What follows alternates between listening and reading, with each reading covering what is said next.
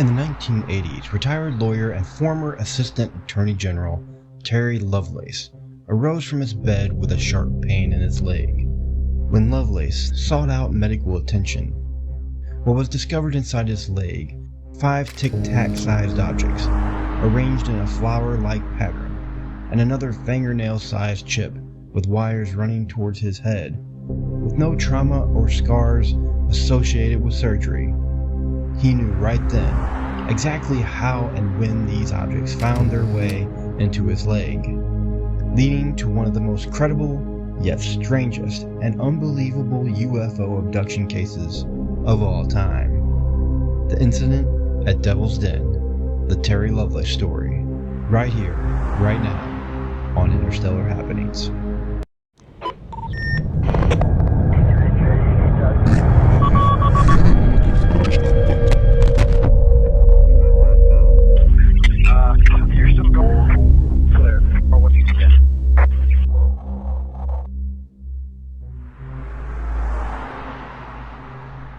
The year was 1977, and Terry Lovelace was enlisted in the Army as an ambulance driver at a nuclear SAT base just west of Kansas City, working the night shift with his closest friend, only known as Toby. One night at around 2 a.m., Toby became overwhelmed with the idea that himself and Terry should go camping for a weekend getaway. At first, Terry was reluctant, but soon became increasingly interested with the idea, and on June 11th, 1977, the two friends packed their car and headed to Devil's Den's State Park, located in southwest Missouri.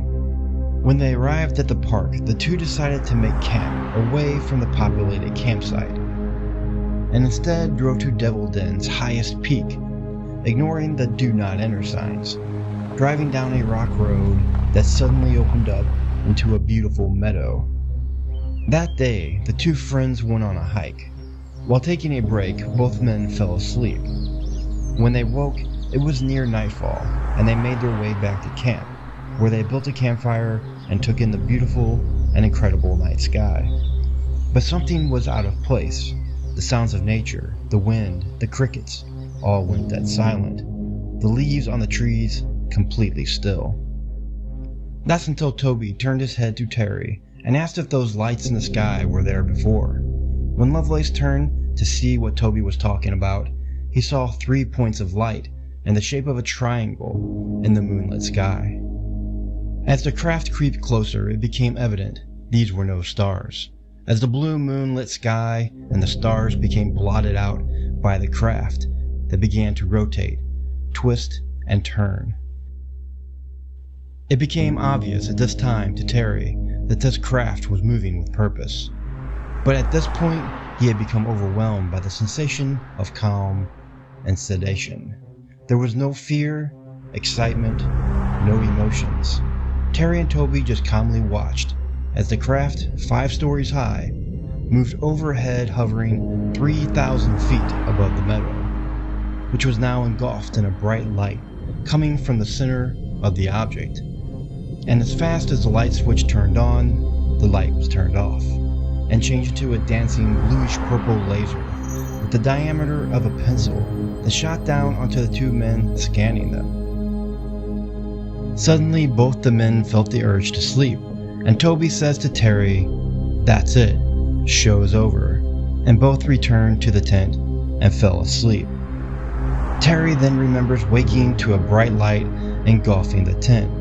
In a daze, he saw Toby peering through the front, asking him if the park rangers had found them out of place.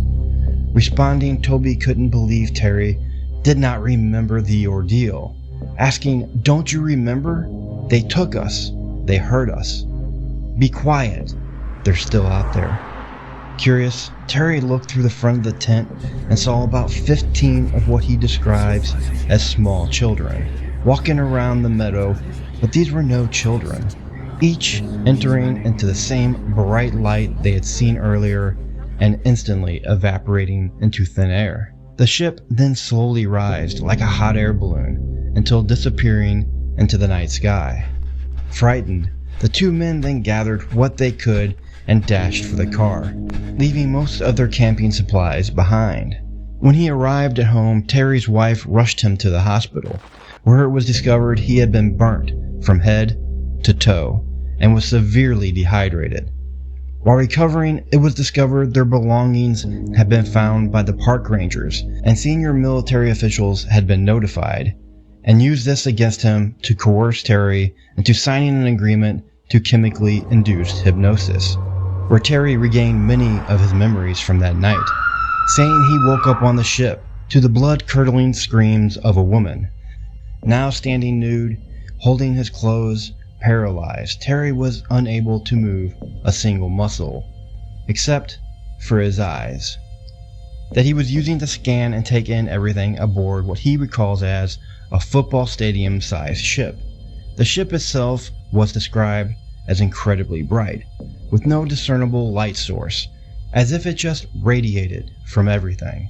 Scanning the ship, he noticed Toby next to him, and what appeared to be another 50 humans in the same predicament as himself, along with other unknown beings. Terry describes these others on the ship as 15 or so gray, child-sized beings that could have possibly been artificial intelligence, and another creature that Terry only describes as an insectozoid, with also 3 to 4 humans in tan jumpsuits, and another humanoid alien that he was about to lock eyes with. A moment Terry wished he could forget, overcome with the most mind-numbing and insignificant feeling that would terrorize him until this day. The creature was able to read all of his memories, his entire life, his family, his deepest, darkest secrets, with just a simple thought. It's at this time when he locks eyes with this being, he begins to feel himself levitate from the ground. He could hear Toby saying, "Oh God, no," and began to scream, but Terry himself could not even hear his own screams, as he was laid out onto a body-warm slab. The creature he described earlier as an insectozoid with a bulbous head and an insect mouth approached, obviously annoyed by Terry's attempts to scream. When the creature lowered his head down next to Terry's, it telepathically told him, "Why are you screaming? You know us. You know we don't hurt you. Stop screaming," reaching out his finger, touching his head, and knocking Terry out cold, until he wakes later in the tent with Toby. During this hypnotic session, the military officials interrogating Terry seemed bent on trying to wipe Terry's mind of the knowledge that other human beings were aboard the ship, working in unison with the aliens. Not long after the incident, Toby was reassigned away from Terry. But before he left, Terry was able to see Toby one last time to say goodbye to his once best friend.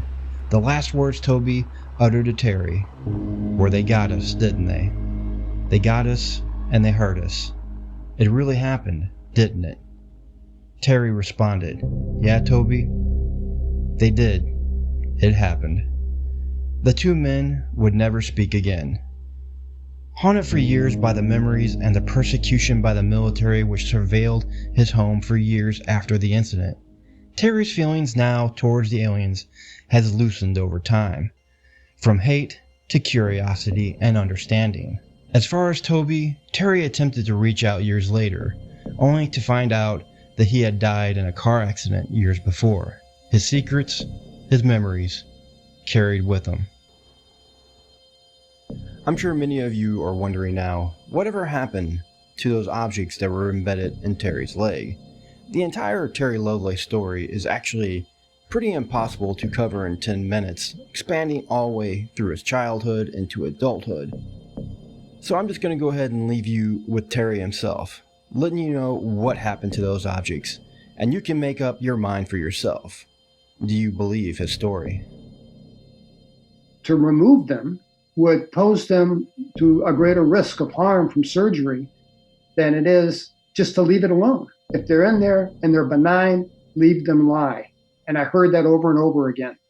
And no cardiologist would give me a clearance letter, and therefore no surgery to remove them. I was warned that if I talked about this, that they would come and remove the implants.